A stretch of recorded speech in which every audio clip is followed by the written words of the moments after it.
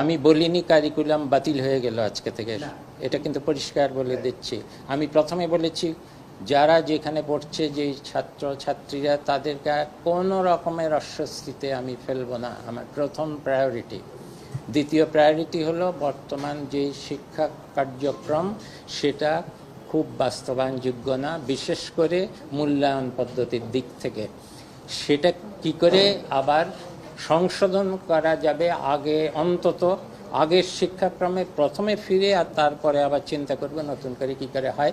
সেই সেই সেই ট্রানজিশনটা কী করে হবে সেটা আমাকে যদি জিজ্ঞেস করো, আমি কি করে পারবো? এটা তো অত্যন্ত জটিল একটা জিনিস।